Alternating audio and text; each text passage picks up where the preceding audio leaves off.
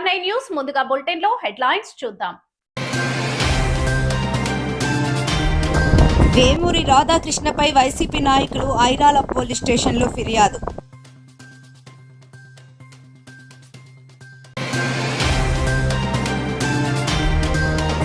ఉదయగిరిలో Medicover corporator వైద్య సేవలు.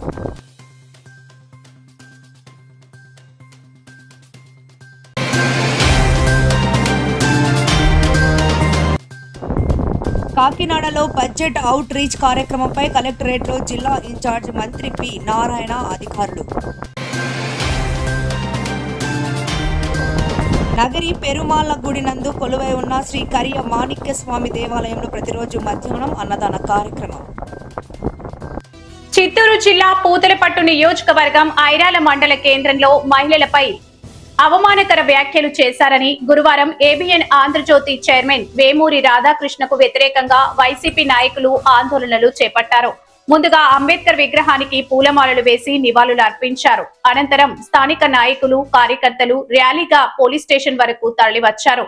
Irala police station కు చేరుకొని రాధాకృష్ణపై చర్యలు తీసుకోవాలని డిమాండ్ చేస్తూ పూతలపట్టు నియోజకవర్గ వైసీపీ ఇన్ఛార్జి మాజీ ఎమ్మెల్యే డాక్టర్ సునీల్ కుమార్ ఆధ్వర్యంలో ఫిర్యాదు చేశారు. ఈ సందర్భంగా వారు మాట్లాడుతూ మహిళలను అవమానించే విధంగా వ్యాఖ్యలు చేసిన వారిపై కఠిన చర్యలు తీసుకోవాలని ప్రభుత్వాన్ని కోరారు. ఈ కార్యక్రమంలో నియోజకవర్గంలోని 5 మండలాలకు చెందిన పార్టీ నాయకులు కార్యకర్తలు పాల్గొన్నారు.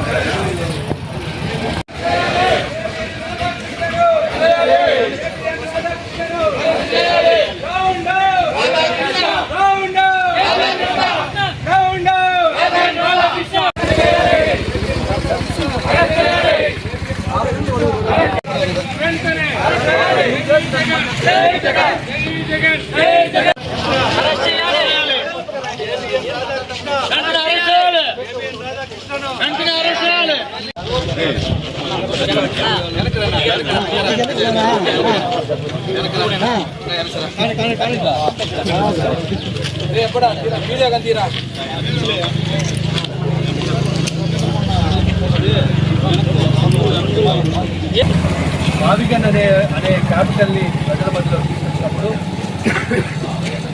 దాన్ని డైజెస్ట్ చేసుకోలేక ఈరోజు కూటమి ప్రభుత్వం ఆ మాటల్ని డైవర్షన్ చేసే విధంగా రాధాకృష్ణ చేత కొన్ని చెత్త పలుకులని నిజంగా భారతదేశ సంస్కృతి ఆడవాళ్ళని గౌరవించడం, ఇది ప్రపంచమంతా కూడా భారతదేశం యొక్క సంస్కృతిని కానివ్వండి, భారతదేశాన్ని మెచ్చుకునే విధంగా ప్రపంచం మన వైపు చూసుకుంటే భారతదేశ సంస్కృతి వారి ముందు హీనంగా చేసే విధంగా ఈరోజు ఆడవారి పట్ల ఇంత దారుణమైనటువంటి మాటల్ని ఏమిని గారు ఎలా మాట్లాడారో మాకు అర్థం కావట్లేదు. ఒకవేళ నువ్వు చంద్రబాబు ఇచ్చే మోచేతి నీళ్లు తాగి నువ్వు ఒకవేళ పెద్దవాడు అయ్యొచ్చేమో, నీ యొక్క అభివృద్ధిలో చంద్రబాబు యొక్క దయ, చంద్రబాబు చేసినటువంటి దానం వల్ల నువ్వు పెద్దవాడు అయింటే చంద్రబాబుని పొగుడు, లేదంటే తెలుగుదేశం పార్టీని పొగుడుకో. అంతేగాని వైఎస్ఆర్ కాంగ్రెస్ పార్టీ కేడరు వెన్నెముక లేదని చెప్పి జగన్ గారు ఏది చెబితే అది పూర్తిగా నమ్ముతారు. భార్యను కూడా చెల్లి అని చెప్పి జగన్ గారు అంటే చెల్లి అని చెప్పి వారికి పెళ్లి సంబంధాలు చూసే స్థాయికి వెన్నెముక లేని బ్యాచ్గా వైఎస్ఆర్ కాంగ్రెస్ పార్టీ పోర్చడం నిజంగా చాలా దారుణం. నీకు కూడా ఒక తల్లి ఉంది, నీకు భార్య చెల్లి ఉన్నారు. ఈరోజు సభ్య సమాజం తలవంచుకునే విధంగా నువ్వు మాట్లాడావు. నువ్వు చేస్తున్నది జర్నలిజమా, బ్రోకరేజమా అని చెప్పి సందర్భంగా ఏబిఎన్ గారిని ప్రశ్నిస్తున్నాను. పువ్వు పట్టి బలిసి కొట్టుకుంటే ఈరోజు అధికార మదంతో, డబ్బు గర్వంతో ఏదైనా రాయొచ్చు, నేను ఏదైనా మాట్లాడవచ్చు అని చెప్పి అనుకునే స్థితిలో ఉన్న ఏబిఎన్ రాధాకృష్ణ గారు, రాబోయే రోజుల్లో ఖచ్చితంగా నీ పని పడతాం.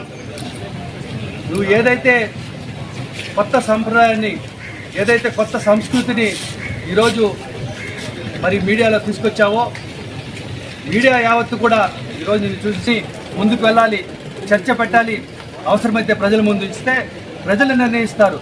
ఈరోజు లేని రాజధాని కోసం ఈ యొక్క రాష్ట్రంలో ఉన్నటువంటి అన్ని ప్రాంతాలకి అన్యాయం చేస్తూ 2 లక్షల కోట్ల రూపాయలని నువ్వు ఈరోజు రాజధానికి పెడతానని చెప్పి చంద్రబాబు ప్రజలను మోసం చేస్తుంటే, అన్ని ప్రాంతాలకి నువ్వు అన్యాయం చేస్తుంటే, ఈ విషయంగా జగన్మోహన్ రెడ్డి గారు ప్రశ్నిస్తే నువ్వు ప్రశ్నించిన సమాధానానికి ఆయన ముందు పెట్టినటువంటి ఈ యొక్క మావిగాని అనే యొక్క విషయాన్ని నువ్వు ప్రజలకు తీసుకొని రా, పెద్ద చర్చ పెట్టు, తప్పొప్పులు ప్రజలు నిర్ణయిస్తారు.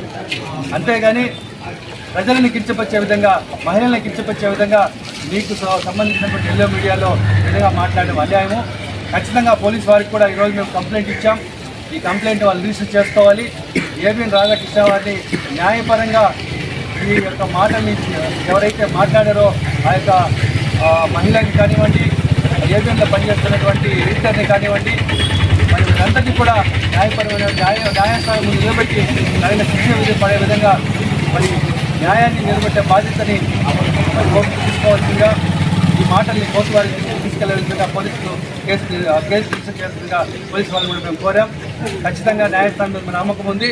రాబోయే రోజుల్లో మరి ఏబిఎన్ రాధాకృష్ణకి న్యాయస్థానం మీద శిక్ష పడుతుందని చెప్పి కూడా మా నమ్మకంతో ఈరోజు కంప్లైంట్ ఇవ్వడం జరిగింది. ఈ విషయాన్ని ప్రజల దృష్టికి తీసుకెళ్తున్నాం. అన్ని మీడియాలు కూడా ఈ ప్రజలకు వివరించాలి. మీడియా ఇప్పటికైనా సరే ఏబిఎన్ రాధాకృష్ణ గారు తన చేసిన తప్పులు ఒప్పుకొని మీడియా పరంగా మహిళలకి క్షమాపణ చెప్తే కనీసం ఇప్పటికైనా ఆయన ఒక మనిషిగా ప్రజలు గుర్తిస్తారని చెప్పి కూడా సందర్భం తెలియజేసుకుంటూ నాకు ఇచ్చిన అవకాశం ప్రజలకు కూడా ధన్యవాదాలు తెలియజేసుకుంటాను. జై జగన్, జై జగన్, జై జగన్, జై జగన్, జై జగన్, జై జగన్. గ్రామీణ ప్రాంత ప్రజలకు మెరుగైన కార్పొరేట్ వైద్యాన్ని చేరువ చేయడమే లక్ష్యంగా నెల్లూరు మెడికవర్ హాస్పిటల్ ఆధ్వర్యంలో ఉదయగిరిలో తమ సేవలను విస్తరించిందని, నెలలో 15 రోజుల పాటు ఉదయగిరిలో స్పెషలిస్ట్ వైద్యులు ఉదయగిరికి వచ్చి వైద్య సేవలు అందించనున్నట్లు మెడికవర్ హాస్పిటల్ డాక్టర్ జయరాం తెలిపారు. గురువారం పట్టణంలోని వేణు నర్సింగ్ హోం నందు డాక్టర్ జయరాం కార్డియాలజిస్టులతో కలిసి మీడియా సమావేశం నిర్వహించారు. నెల్లూరు వంటి దూర ప్రాంతాలకు వెళ్లకుండానే పట్టణ, గ్రామీణ ప్రాంత రోగులకు వైద్య సేవలు అందించనున్నట్లు తెలిపారు. నిపుణులైన సూపర్ స్పెషాలిటీ వైద్యులచే ప్రతి నెలలో సోమవారం, గురువారం, శనివారాల్లో ఉదయగిరిలో వేణు నర్సింగ్ హోంలో వైద్య సేవలు అందించనున్నట్లు తెలిపారు. దూర ప్రాంతాలకు ప్రయాణించి వైద్యం చేయించుకోవడం రోగులకు, వారి కుటుంబ సభ్యులకు ఆర్థికంగా, శారీరకంగా భారంగా మారుతుందని, దీనిని దృష్టిలో ఉంచుకొని నెల్లూరు మెడికవర్ ఆసుపత్రికి చెందిన అనుభవజ్ఞులైన వైద్యులను ఉదయగిరికి తీసుకువస్తున్నట్లు తెలిపారు. ఉదయగిరితో పాటు మర్రిపాడు, బద్వేల్, సీతారాంపురం తదితర ప్రాంతాల ప్రజలు ఈ సేవలు సద్వినియోగం చేసుకోవాలని ఆయన కోరారు. స్థానికంగా ప్రాథమిక మరియు మెరుగైన చికిత్సలు అందిస్తూనే ఒకవేళ అత్యవసర పరిస్థితి ఏర్పడితే అన్ని వస్తువులతో కూడిన నెల్లూరు మెడికవర్ ఆసుపత్రికి తరలించి మెరుగైన వైద్యం అందిస్తామని భరోసా ఇచ్చారు. తక్కువ ఖర్చుతో కూడిన ఈ కార్పొరేట్ వైద్యాన్ని ప్రజలు వినియోగించుకొని తమ ఆరోగ్యాన్ని కాపాడుకోవాలని విజ్ఞప్తి చేశారు.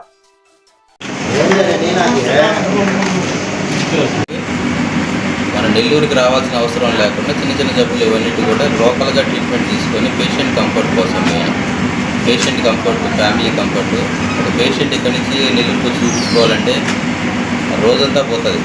ఇప్పుడు కూలి చేసుకునే వాళ్ళంటే రోజు చేసుకునేటువంటి కూలి పోతుంది. దాని దగ్గర ఉండే మంచి కారు మాట్లాడుకొని, బస్సు మాట్లాడుకొని రావాల్సి వస్తుంది. పొద్దున వస్తే సాయంత్రం దాకా నెల్లూరు అంతా తిరిగేసి వచ్చేసరికి రోజంతా పోతుంది. సో చేతి కూటికి వచ్చేటువంటి డబ్బులు అనేవి కూలి డబ్బులు అనేవి పోతాయి. సో ఆ రకంగా పేద ప్రజలకి ఈ రకమైన క్లినిక్స్ అనేవి ఉపయోగపడతాయి. అట్లాంటి చిన్న చిన్న వాటికి అటు రానవసరం లేదు. సో ఇక్కడికే డాక్టర్స్, మెడికవర్ సర్వీసెస్ అని మంత్లీ ఒకసారి 2వ గురువారం నేను వస్తున్నాను. ఇంకా డాక్టర్ వరుణ్ సర్జికల్ ఆంకాలజిస్ట్ కానీ, డాక్టర్ వినోద్ కుమార్ రెడ్డి కానీ, ఆర్థోపెడిషన్, ఇంకా ఎక్కువ సర్వీసెస్ కూడా ఇక్కడికి ఫ్యూచర్లో మేము అందుబాటులో ఇచ్చడానికి రెడీగా ఉన్నాం. సో దీని అందరిని కూడా మీరు సద్వినియోగపరచుకోవాలి. అంటే ఛానల్ అనేది ఏర్పడుతుంది మనకి.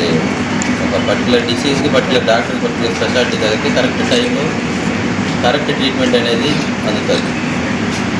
డీవియేట్ అవ్వకుండా వేరే డాక్టర్ దగ్గరికి పోయేసి అది కాదు ఇది కాదు ఈ డయాగ్నోసిస్ అది కాదు అనుకుండా కరెక్ట్ టైంకి డయాగ్నోస్ చేయడం, కరెక్ట్ టైం ట్రీట్మెంట్ తీసుకోవడానికి ఉపయోగపడుతుంది. ఛానల్ అనేది ఏర్పడి టైం వేస్ట్ అవ్వకుండా ఇమీడియట్గా ట్రీట్మెంట్ ఉంటుంది. పర్టికులర్గా ఈ స్ట్రోక్ పేషెంట్స్లో మన టైం వేస్ట్ చేయడానికి లేదు. ఎందుకంటే గోల్డ్ ఎంతమంది ఇక్కడి నుంచి ఉదయగిరి, పామూరు, సీతారాంపురం నుంచి వచ్చే పేషెంట్స్ డిలే అవుతారు. ఎందుకంటే మాకు ఆ డాక్టర్ చెప్పలేదు, మా గ్యాస్ ట్రబుల్ అనుకున్నాము, అనుకున్నాము, అక్కడే 2 రోజులు ఉండిపోయి 7 రోజులు ఉండిపోయినా తర్వాత మళ్ళీ ఎక్కువైందని మళ్ళీ అన్ని రావాల్సి వచ్చింది. అంటే 2-3 రోజుల తర్వాత హార్ట్ అటాక్ పేషెంట్ మన అడుగు వచ్చి ట్రీట్మెంట్ యాంజియోగ్రామ్ చేసిన ఉపయోగం ఉండదు, ఫలితం ఉండదు, దీర్ఘకాలికంగా ఇబ్బంది పడతారు. సో అట్లాంటి వాళ్ళకి ఈ హార్ట్ అటాక్ స్ట్రోక్ చేసిన పేషెంట్స్ పర్టికులర్గా టైమింగ్ అనేది చాలా ఇంపార్టెంట్. ఆ ఫస్ట్ 12 గంటల లోపల పుడిపోయిన రక్తనాళం ఓపెన్ చేసుకొని ట్రీట్మెంట్ స్టార్ట్ చేశారంటే పేషెంట్కి ఉపయోగం అనేది ఎక్కువ ఉంటుంది, మళ్ళీ కాంప్లికేషన్స్ అనేది తక్కువ ఉంటుంది. సో ఆ రకంగా ఉపయోగం ఎక్కువ ఉంటుంది ఈ క్లినిక్స్ వల్ల. రెండోది కాస్ట్ ఆఫ్ ట్రీట్మెంట్ కానీ కాస్ట్ ఆఫ్ ఫాలోఅప్ ట్రీట్మెంట్ కానీ తక్కువ ఉంటుంది. మూడోది ఏంటంటే పేషెంట్ కంఫర్ట్ పర్టికులర్గా రూరల్ బ్యాక్గ్రౌండ్ ఉన్నటువంటి కూడా ట్రీట్మెంట్ అనేది తీసుకోవడానికి కానీ ఫాలోఅప్ కానీ post surgery. For example bypass చేసిన పేషెంట్స్ నెల్లూరుకి రావాలంటే కారు మాట్లాడుకొని అక్కడ వరకు రావాలా. సో రోజంతా పోతుంది, 4-5 వేలు తగ్గి జైల్లో పెట్టుకోవాలా, రోజంతా పని పోతుంది వాళ్ళు. సో అట్లాంటి వాళ్ళు ఫాలోఅప్లు ఇక్కడే చేసుకోవచ్చు. నేను ఇక్కడ ప్రతి రెండో గురువారం మన వేణుసార్ దగ్గరకు వస్తుంది. దాదాపు 40-50 మంది పేషెంట్స్ స్టంట్ చేసుకున్న పేషెంట్స్ కానీ బైపాస్ చేసుకున్న పేషెంట్స్ అందరూ ఇక్కడికి వచ్చి ఫాలోఅప్ చేసుకుంటున్నారు. ఏమైనా అవసరం ఉండి పెద్ద ఇన్వెస్టిగేషన్ అవసరం అయితే అక్కడికి వస్తాం. సో ఆ రకంగా పేషెంట్ కంఫర్ట్ ఇంపార్టెంట్, పేషెంట్కి కూడా కాస్ట్ ఆఫ్ ట్రీట్మెంట్ అనేది తగ్గిపోతుంది. సో దీన్ని పోయి చుట్టుపక్కల ఉండేటువంటి ప్రజలందరూ కూడా ఈ సర్వీసెస్ను ఉపయోగించుకోవాల్సిందిగా నమస్కారం. నేను మీ doctor Jayaramaiah, MDDM consultant interventional cardiologist, Medicover hospital, Nellore. ఈరోజు మనం మీడియా సమావేశం ఏర్పాటు చేసిన ముఖ్య ఉద్దేశం మన మెడికవర్ హాస్పిటల్లో దాదాపు టైంకి కరెక్ట్ డాక్టర్ దగ్గరికి, కరెక్ట్ స్పెషాలిటీ, కరెక్ట్ హాస్పిటల్కి పోవడానికి ఈ ORC క్లినిక్స్ అనేవి ఉపయోగపడతాయి. ఫర్ ఎగ్జాంపుల్ ఇప్పుడు నేను గుండె డాక్టర్గా ఏదైనా పేషెంట్ ఇక్కడ ఉదయగిరిలో చెస్ట్ పెయిన్ అనే ఉద్దేశంతో వస్తే ఇమీడియట్గా ఇట్లా మన వేణుసార్ దగ్గరికి వస్తే ECG తీసి ఫోటో పెడితే అది స్ట్రోక్ అని చెప్పిన వెంటనే ఇమీడియట్గా ఒక ఛానల్ ఏర్పడుతుంది. అట్లా కాకుండా ఎవరు తెలిసిన వాళ్ళ ద్వారా ఏదో ఆటో వాళ్ళకు, అంబులెన్స్ వాళ్ళకు, కార్ డ్రైవర్కి తెలిసిన వాళ్ళ ద్వారా ఇంకా డైవర్ట్ అయిపోయి పేషెంట్లు అనేది ఇబ్బంది పడతారు. టైంకి ట్రీట్మెంట్ అనేది తీసుకోవడం చాలా ఇంపార్టెంట్ పడుతుంది. ఈ స్ట్రోక్ పేషెంట్స్కి ఈవెన్ బ్రెయిన్ స్ట్రోక్ అయినా హార్ట్ స్ట్రోక్ అయినా కూడా ఏ డిసీజ్కి అయినా కరెక్ట్ టైంకి కరెక్ట్ ట్రీట్మెంట్ ఏర్పడాలంటే ఇట్లాంటి ఛానల్స్ అనేవి ఉపయోగపడతాయి. సో ఒక ఛానల్ ఏర్పడడానికి ఈ ORC క్లినిక్స్ అనేవి ఉపయోగపడతాయి. ఇంకొకటి కాస్ట్ ఆఫ్ ట్రీట్మెంట్ అనేది తగ్గించవచ్చు పేషెంట్కి కూడా. ఎందుకంటే ఒక సర్జరీ అయిన పేషెంట్స్, సర్జరీ అనేది మేజర్ సర్జరీ అయిన తర్వాత ఫస్ట్ 1-2 ఫాలోఅప్లో మనం నెల్లూరుకి వచ్చి పర్టికులర్ డాక్టర్ దగ్గర చేయించుకున్న తర్వాత మంత్లీ చెకప్స్ అనేవి ఇక్కడ చేసుకోవడానికి అనుగుణంగా ఉంటుంది. పేషెంట్ ఫ్యామిలీకి కూడా కాస్ట్ ఆఫ్ ట్రీట్మెంట్ బటన్ అనేది కూడా తగ్గుతుంది. ఇంకొకటి పేషెంట్ క్వాలిటీ ఆఫ్ ట్రీట్మెంట్ కూడా ఇంకా చేరువలో దగ్గరికి వచ్చినట్టుగా పేషెంట్స్ కూడా ఉపయోగపడతాయి. ఈ రకంగా ORC క్లినిక్స్ అనేవి. ఈ ORC క్లినిక్స్ని ఉదయగిరి సరౌండింగ్లో ఉండేటువంటి పామూరు కానీ, ఉదయగిరి అని, కొత్తలూరు, సీతారాంపురం ఈ సరౌండింగ్ ఉండే ప్రజలందరూ కూడా దీన్ని సద్వినియోగపరచుకోవాలని కోరుకుంటున్నాను. కాకినాడలో బడ్జెట్ అవుట్ రీచ్ కార్యక్రమంపై కలెక్టరేట్లో జిల్లా ఇన్ఛార్జి మంత్రి పి నారాయణ అధికారులు, ప్రజాప్రతినిధులతో సమావేశమయ్యారు. ఈ సమావేశానికి జిల్లా ఎమ్మెల్యేలు, ఎమ్మెల్సీలు, కలెక్టర్ హరీంద్ర ప్రసాద్ హాజరయ్యారు. ఈ ఆర్థిక సంవత్సరానికి ప్రవేశపెట్టిన బడ్జెట్ ను ప్రజల్లోకి తీసుకెళ్లే అంశంపై చర్చించారు. అమరావతి గెజెట్ ప్రకటనపై జిల్లా ప్రజల తరపున మంత్రికి ధన్యవాదాలు తెలిపారు. ఈ సందర్భంగా మంత్రి నారాయణ మాట్లాడుతూ వైఎస్ జగన్మోహన్ రెడ్డి అమరావతిపై చేసిన వ్యాఖ్యలను ప్రజలు నమ్మడం లేదన్నారు. గత ప్రభుత్వంలో అమరావతి రైతులు ఇబ్బందులు పడ్డారని, ప్రస్తుతం రాజధాని నిర్మాణం వేగంగా కొనసాగుతుందని చెప్పారు. రాష్ట్ర ఆర్థిక పరిస్థితిని గత ప్రభుత్వం దెబ్బతీసిందని, నిధులను ఇతర అవసరాలకు మళ్లించిందని ఆరోపించారు. ప్రస్తుతం చంద్రబాబు నాయుడు ఆదాయం పెంచే మార్గాలపై దృష్టి పెట్టారని తెలిపారు. సంక్షేమ పథకాలు మరియు అభివృద్ధి కార్యక్రమాలను సమాంతరంగా అమలు చేస్తున్నామని, ఆర్థిక ఇబ్బందులు ఉన్నప్పటికీ డిఎస్పీ జాబ్ క్యాలెండర్ ప్రకటించామని మంత్రి నారాయణ తెలిపారు.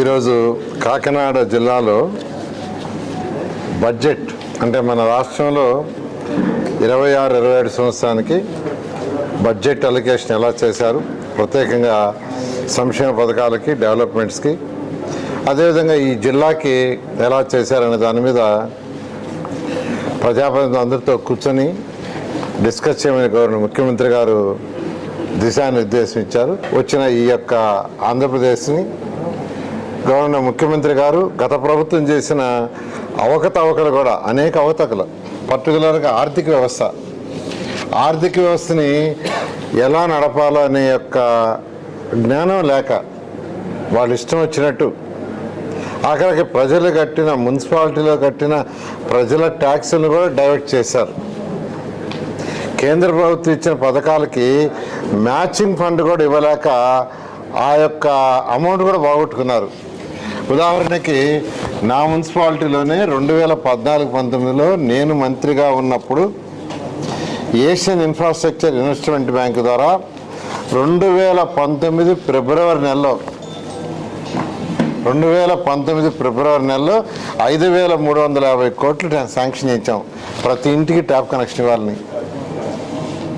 దానికి రాష్ట్ర ప్రభుత్వం ఇవ్వాల్సిన షేరు. అదేవిధంగా అంగన్వాడీ 97,280 మంది అంగన్వాడీ కార్యకర్తలకి ఈరోజు గ్రాట్యుటీ ఇవ్వటం జరిగింది. ఈ విధంగా అనేక కార్యక్రమాలు, 1-2 కాదు. రైతు సోదరులకి ఈరోజు 46 లక్షల మంది రైతు సోదరులకి ఒక్కొక్కరు 20,000, కేంద్ర ప్రభుత్వం 6,000, రాష్ట్ర ప్రభుత్వం 14,000 లెక్కన ఈరోజు చేస్తున్నాం. అదేవిధంగా వ్యవసాయానికి యంత్ర పరికరాలు, డ్రిప్ ఇరిగేషన్ కావచ్చు, స్ప్రింక్లర్లు కావచ్చు, ఎన్ని సబ్సిడీ మీద ఇవ్వటం. అదేవిధంగా గత ప్రభుత్వం ధాన్యం డబ్బులు ఇవ్వకుండా 1,674 కోట్లు పెండింగ్ పెడితే ఈ ప్రభుత్వం వచ్చింది. వాళ్ళు కేవలం తీసుకున్నారు, ధాన్యాన్ని పే చేయలే. కానీ గత ప్రభుత్వాలు చేసిన తప్పులు ప్రజలు ఇబ్బంది పడకూడదని 1,674 కోట్లు. అంతేకాదు ఈ ప్రభుత్వం వచ్చిన తర్వాత ధాన్యాన్ని కొంటే 24 గంటల్లో వాళ్ళ అకౌంట్లో డబ్బులు వేస్తున్నారు. ఆ విధంగా ఈరోజు మెగా డిఎస్సి పెట్టి 15,941 పోస్టులు ఏదైతే మాట ఇచ్చారో మాట తప్పకుండా ఈరోజు యువ నాయకుడు లోకేష్ అనేక లీగల్ ఇష్యూస్ ఉన్నాయి, అనేక కోర్టు ఇష్యూస్ ఉన్నాయి, వాటన్నిటిని సాల్వ్ చేసి ఇవ్వటం జరిగింది. ఇప్పుడు జాబ్ క్యాలెండరు 10,060 మందికి యాక్చువల్గా ఇవ్వడం జరిగింది. గత ప్రభుత్వం పేరుకి జాబ్ క్యాలెండర్ అనేది ఏమి చేయకపోయినా ఈ ప్రభుత్వం చిందర 5,750 మంది కానిస్టేబుల్కి పోస్ట్ ఇవ్వడం జరిగింది. ఈ విధంగా ఆర్థిక స్థితి బాగాలేకుండా గత ప్రభుత్వం చేసిన గౌరవనీయ ముఖ్యమంత్రి గారికి ఉన్న అపార అనుభవంతో ఈరోజు రాష్ట్రాన్ని ముందుకు తీసుకుపోతూ చేస్తున్నారు. ఈ విషయాలన్నీ ప్రజలకి వివరించాలనే ఉద్దేశంతో ఈరోజు ఇక్కడ మీటింగ్ పెట్టి అటు శాసనసభ్యులు ఇంకా ప్రజాప్రతినిధులకు చెప్పడం జరిగింది. వాళ్ళ కింద పోయి మండలాల్లోనూ పంచాయతీల్లోనూ తెలియజేయాలని నేను రిక్వెస్ట్ చేస్తున్నాను. Thank you. చిన్నపిల్లాడు కూడా నవ్వుతున్నాడు, చిన్నపిల్లవాడు కూడా. ఎందుకంటే 2014-19లో అసెంబ్లీ సాక్షిగా ఆయన ప్రతిపక్షంలో ఉన్నప్పుడు గుంటూరు విజయవాడ మధ్య రాజధాని 30,000 ఎకరాలు కావాలని చెయ్యెత్తాడు. ప్రభుత్వం మారంగానే మాట మార్చేసేసి 3 రాజధానులని 3 ముక్కలు ఆటాడి నానా ఇబ్బందులు పెట్టి రైతుల్ని, రాష్ట్రాన్ని అల్లకల్లోలం చేశాడు. సరే, ఈ ప్రభుత్వం వచ్చే ముందు ఎన్డీఏ ప్రభుత్వం రాగానే రాజధాని అమరావతిగా చేస్తానని చెప్పడం, ఆ రైతుల్ని ఎన్ని ఇబ్బందులు పెట్టారు, ఆడవాళ్ళని కొట్టారు. వాళ్ళు కనీసం పాదయాత్ర చేస్తుంటే వాళ్ళకి నీళ్ళు కూడా లేకుండా చేశారు. సరే, ప్రభుత్వం మారుతానే యాక్చువల్గా రాగానే రాజధాని నిర్మిస్తానని చెప్పడం, వెంటనే గవర్నర్ ముఖ్యమంత్రి గారు ఆదేశించడం, దాని మీద కేంద్ర ప్రభుత్వం సహాయం తీసుకొని రాజధాని ఎంతో వేగవంతంగా జరుగుతుంది. ఎవరు ఊహించినంత విధంగా ఈరోజు అడొచ్చి చూడాల, రాత్రింబావులు జరుగుతుంది. ఈ మధ్యలో ఈ 19 నెలలు 20 నెలలు అనేక రకాలుగా మాట్లాడారు. ఏం మాట్లాడారో వాళ్ళకే తెలియదు. ఒక్కొక్క వైసీపీ నాయకుడు ఒక్కొక్క స్టేట్మెంట్ ఇస్తాడు, ఆ పార్టీ అధినేత ఒక స్టేట్మెంట్ ఇస్తాడు. ఏమి ఇస్తున్నారో వాళ్ళకి తెలియటం, అంటే ప్రజల్ని కన్ఫ్యూజ్ చేయటమే. అన్నిటికంటే ఇంపార్టెంట్ ఏంటంటే చట్టబద్ధత చేయండి. పార్లమెంట్లో యాక్చువల్గా పార్లమెంటు సెక్షన్ 5 సబ్సెక్షన్ 2లో అంటే రాష్ట్రం విడిపోయినప్పుడు రీఆర్గనైజేషన్ యాక్ట్ 2014 వచ్చింది. అయితే దాంట్లో ఎక్కడ అమరావతి అని చెప్పలా, ఎక్కడ క్యాపిటల్ అని చెప్పలా, తర్వాత శివరామకృష్ణ కమిటీ వేశారు. శివరామకృష్ణ కమిటీ రిపోర్ట్లో ఎక్కువ మంది ప్రజలు గుంటూరు కృష్ణా మధ్య కోరుకుంటున్నారని రిపోర్ట్ ఆయన ఇచ్చాడు. దాని మీదే ముఖ్యమంత్రి గారు అన్ని వసతులు అక్కడ ఉన్నాయని ఫైనలైజ్ చేశారు. జగన్మోహన్ రెడ్డి గారు కూడా ఆ రోజు ప్రతిపక్ష నాయకుడిగా యాక్సెప్ట్ చేసిన వ్యక్తి ప్రభుత్వం రాగానే మాట మార్చాడు. అయితే రైతు సోదరులు మేము ఇబ్బందులు పడ్డాం, ఎంతో సంక్షోభానికి గురయ్యాం, మాకు పార్లమెంట్లో చట్టం చేయించని అంటే గవర్నర్ ముఖ్యమంత్రి గారు ప్రైమ్ మినిస్టర్ గారిని అడగటం, వారి ఇన్ ప్రిన్సిపల్ యాక్సెప్ట్ చేయటం, అయితే అసెంబ్లీలో పెట్టి మీరు పంపించండి అంటాం, అసెంబ్లీలో రిజల్యూషన్ చేసి పంపించడం, దాన్ని పార్లమెంట్లో బిల్లు పెట్టారు. పార్లమెంట్లో అక్కడ బిల్లు డిస్కస్ చేస్తుంటే చేస్తున్నారు, వాళ్ళ నాయకులు కూడా డిస్కస్ చేస్తున్నారు. అదే సమయంలో ఒక పార్టీ అధినేత ప్రెస్ మీట్ పెట్టి ఇంకొక దాన్ని తెరపైకి తెస్తాడు. చెప్పండి, అసలు నిజంగా చేయొచ్చా? అంటే ప్రజలందరూ రాష్ట్రంలో ఉన్న 5 కోట్ల మంది ప్రజలు ఎంతో ఆనందంగా ఎదురు చూస్తున్నారు. అమరావతిని చట్టం పెట్టారు, పార్లమెంట్ చట్టంలో అయిపోతుందని ఎంతో ఆనందంగా ఉన్నారు. ఆనందాన్ని చెడగొట్టాలని ఒక సైకో మెంటాలిటీతో ఆ రోజు దాన్ని తీసుకొచ్చారు. మచిలీపట్నం అంట, గుంటూరు అంట, మళ్ళా విజయవాడ అంట. అది ప్రజల ఆనందాన్ని చూడలేక ఒక సైకో మెంటాలిటీ. కానీ ప్రజలు చీకొట్టుకుంటున్నారు, చిన్నపిల్లలు కూడా చీకొడుతున్నారు. అయిపోయింది, రాజధాని అయిపోయింది. అక్కడ ఇది అమరావతి అని పార్లమెంట్లో సెక్షన్ 5 సబ్సెక్షన్ 2లో ఇంక్లూడ్ చేశారు. ఇప్పటికైనా సైలెంట్గా ఉంటే ప్రజలు యాక్చువల్గా క్షమిస్తారు. బట్ ఇదే విధంగా ఉంటే ఆ 11 సీట్లు 0 అవుతాయి. చాలండి, ఏదైనా ఉంటే యాక్చువల్గా దాన్ని ప్రాపర్. నగరి పెరుమాళ్ల గుడి నందు కొలువై ఉన్న శ్రీ కరియా మాణిక్య స్వామి దేవాలయంలో ప్రతిరోజు మధ్యాహ్నం అన్నదాన కార్యక్రమం జరుగుతుంది. దాతలు ముందుకు వచ్చి కార్యక్రమాన్ని ముందుకు తీసుకెళ్లాలని కోరుతున్నారు. అంతేకాకుండా స్వచ్ఛందంగా భక్తులే ముందుకొచ్చి ప్రతి ఆదివారం భగవద్గీత, బుధవారం విష్ణు సహస్ర పారాయణం భక్తులకు వినిపిస్తున్నారు. ఈ కార్యక్రమంలో భాగంగా జయరామ్ శెట్టి చంద్ర దంపతులు అన్నదానం ఏర్పాటు చేశారు. వెంకటముని పారాయణ బృందం, కళావతి, జయలలిత, ఇందిర, లత, కవిత, రేణుక, భాగ్యలక్ష్మి, జయసుధ, నిహారిక భక్తులు పాల్గొన్నారు.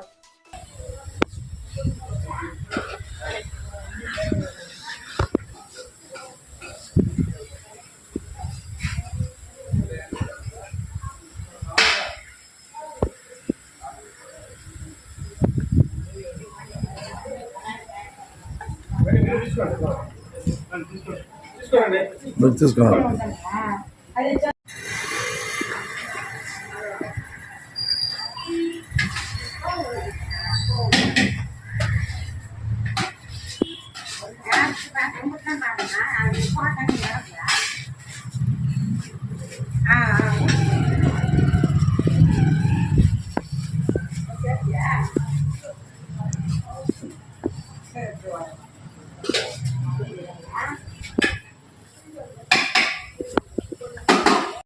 హిందూ ధర్మ ప్రచారం వాళ్ళు మన సనాతన ధర్మాన్ని నిలబెట్టడానికి కొన్ని కార్యక్రమాలు చేస్తూ ఉంటారు.